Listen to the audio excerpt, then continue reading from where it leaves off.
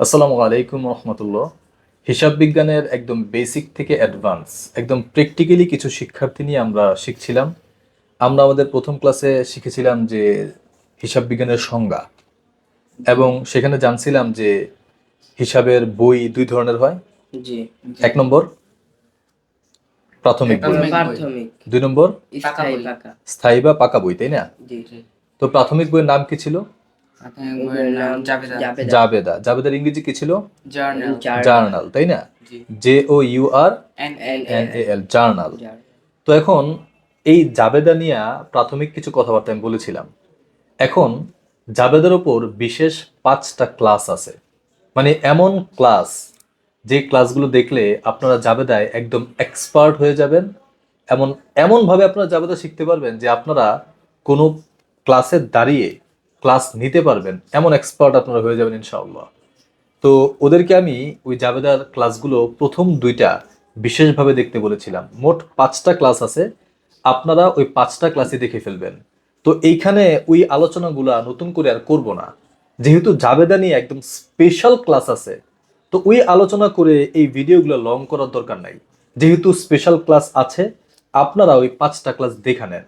তবে ওই যে 5টা ক্লাস দেখে কিছু কনফিউশন হতে পারে, আরো ডিপ ডিসকাশনের দরকার হইতে পারে, সেগুলো আমরা এখানে করব। যেমনটা এখন আপনারা দেখবেন যে আমরা ওইখানে দেখেছিলাম যে লেনদেন ধরে নাও দুই ভাবে হইতে পারে, নগদে আর বাকিতে, তাই না? তো নগদে লেনদেন নিয়ে যদি আমরা কথা বলি, নগদ টাকা আসতে পারে অথবা নগদ টাকা যেতে পারে। এর চেয়ে তো আর অন্য কিছু সম্ভব না। হয়তো নগদ টাকা আসবে, নয়তো নগদ টাকা যাবে। তো নগদ টাকা আসলে কি লিখতে হয়? নগদান হিসাব ডেবিট। আর নগদ টাকা চলে গেলে নগদান হিসাব ক্রেডিট। আর আমরা আরেকটা জিনিস জানছি যে নগদ টাকা, হাতে কিছু নগদ টাকা আছে জি। এবং তোমার ব্যাংকে কিছু টাকা আছে, দুইটা জিনিস প্রায় একই। জি। কারণ নগদ টাকা দিয়ে তুমি যে কোনো কাজে ব্যবহার করতে পারো, জি। তোমার ব্যাংকে যে টাকা আছে ওটা দিয়েও যে কোনো কাজে ব্যবহার করতে পারো। তাহলে তোমার নগদ টাকা ব্যাংক টাকার মধ্যে তেমন কোনো পার্থক্য নাই। এই দুইটাই তোমার ইন ফিউচার কাজে দিবে, আর আগামীতে কাজে দিবে এমন সবকিছুকে কি বলে? সম্পদ বলে। এই সংজ্ঞাটা ভালো মতো শিখানো, আপনারাও শিখানেন যে সম্পদ কাকে বলে। আগামীতে কাজে দিবে এমন সবকিছুকে সম্পদ বলে। যে নগদ টাকাটা, ব্যাংকে টাকা আছে, এই যে মাইক্রোফোনটা আমি ব্যবহার করছি, এটা আগামীতে কাজে দিবে। যে ফোনটা দিয়ে আমি ভিডিও করছি, এটা আগামীতে কাজে দিবে। যতক্ষণ পর্যন্ত কাজে দিবে ততক্ষণ পর্যন্ত এটা সম্পদ। এই যে ভিডিওটা হচ্ছে, এটা যদি আপনাদের কাজে দেয়, সুতরাং এই ভিডিওটা একটা সম্পদ। তো এই যে নগদ টাকা, এটাও একটা সম্পদ। নগদ টাকা বাড়লে আমরা কি লিখি? নগদান হিসাব ডেবিট। ঠিক একইভাবে ব্যাংকে টাকা বাড়লে ব্যাংক হিসাব ডেবিট। আমরা নগদ টাকা কমলে কি লিখি? নগদান হিসাব ক্রেডিট। এবং ঠিক একইভাবে ব্যাংকে থেকে যদি টাকা কমে তাহলে ব্যাংক হিসাব ক্রেডিট। ক্রেডিট। আচ্ছা, একটা এক্সাম্পল আমরা একটু আপনাদেরকে দেখাইতে চাই আবার নতুন করে, যে কর্মচারীদেরকে বেতন দিছে, জি। এটা কি নগদে হয়েছে নাকি বাকিতে হয়েছে? নগদে। আচ্ছা, বেতন তো আর বাকিতে দেওয়া যায় না, জি না। বেতন দিলে নগদেই দিবে। জি। আচ্ছা, নগদ টাকা আসছে না গেছে? নগদ চলে গেছে। তাহলে কি নগদান হিসাব ডেবিট হবে না ক্রেডিট হবে? নগদান হিসাব ক্রেডিট। ক্রেডিট। জাবেদা করতে গেলে ডেবিট লাগবে, ক্রেডিট লাগবে, তাই না? জি। ক্রেডিট পেয়ে গেছি, জি। মানে 50% আমার কমপ্লিট। জি। এখন একটা কি লাগবে? ডেবিট। ডেবিট লাগবে, তাই না? টাকাটা কেন গেল? রাগ করছে টাকায়? জি না। কেন গেছে? বেতনের পদে। বেতন দিছো, জি। যেই কারণটা, ওই কারণটা হয়ে যাবে কি? ডেবিট। কারণ ফাঁকা আছে কি? ডেবিট। ক্রেডিট তো পেয়ে গেছি, জাবেদার জন্য ডেবিট লাগবে, ক্রেডিট লাগবে। যেহেতু নগদ টাকা চলে গেছে, নগদান হিসাব ক্রেডিট, এখন বেতন হিসাব ডেবিট, তাই না? আচ্ছা, এই বেতনটা যদি নগদে না দিয়া ওই কর্মচারীকে একটা চেক দিয়ে দিত যে তুই ব্যাংকে থেকে টাকাটা নিয়ে নিস, এমন তো হয় সবসময় নগদে দেয় না, ব্যাংকের মাধ্যমেও দেয়।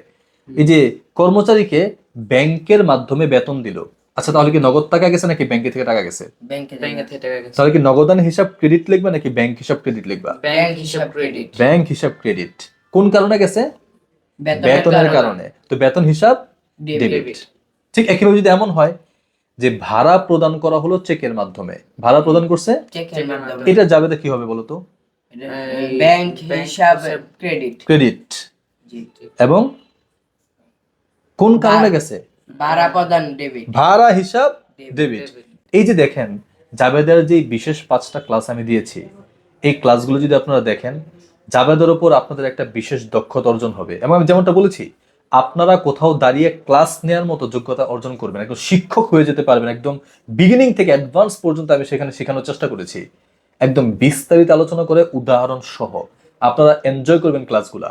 তো যে আলোচনাগুলো আছে সেগুলো নতুন করে করার দরকার নাই, ওই ক্লাসগুলো দেখলে এখানে আর সেম কথাগুলো বলা দরকার, আমরা সামনে কিন্তু আগাইতে পারি। জি তোমাদেরকে আমি 2টা ক্লাস দেখতে দিয়েছিলাম, এবং আমি তোমাদেরকে এখন বলবো আরো 3টা ক্লাস তোমরা আরো এগুলো দেখো, 5টা ক্লাস ভালো মতো দেখো।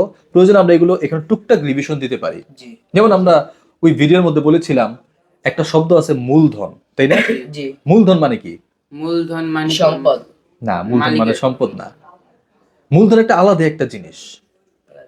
এই যে যে মালিক ব্যবসায় যা কিছু দেয় সেটা হচ্ছে কি? মূলধন।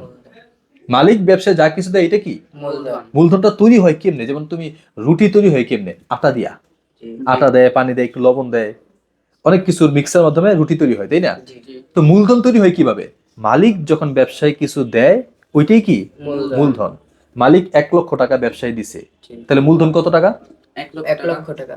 এই যে টাকাটা হচ্ছে কি মূলধন তখন, তাই না? জি আচ্ছা, আবার ধরো মালিক টাকা দেয় নাই, মালিক একটা গাড়ি দিছে ব্যবসায়, জি 2 লাখ টাকা দামে গাড়ি দিছে, তাহলে মূলধন কত টাকা? 2 লক্ষ 2 লক্ষ টাকা। এই গাড়িটা তখন মূলধন হিসাবে কাজ করবে, তাই না? জি এই যে ব্যাপারটা ভাবতে হবে, মালিক যাই দেখ তাই কি? মূলধন। তাহলে উত্তোলন কি? মূলধনের উল্টা হচ্ছে উত্তোলন। ব্যবসা থেকে মালিক যা কিছু নিয়ে যায় সেটা হচ্ছে উত্তোলন। উত্তোলন। কিছু দিলে সেটা মূলধন, জি আর মালিক যদি ব্যবসা থেকে কিছু নিয়ে যায় সেটা উত্তোলন। উত্তোলন। ব্যবসা থেকে 2000 টাকা সে তার ব্যক্তিগত, একটা কথা ক্লিয়ার হয়ে নাও যে মালিকের পার্সোনাল লাইফ আর ব্যবসার যে অ্যাক্টিভিটি দুটো এক না। জি না তোমাকে বেতন দিয়ে চাকরি দিছে কোথায়? মালিকের পার্সোনাল লাইফের অ্যাক্টিভিটির জন্য নাকি ব্যবসার জন্য? ব্যবসার জন্য। ব্যবসার জন্য।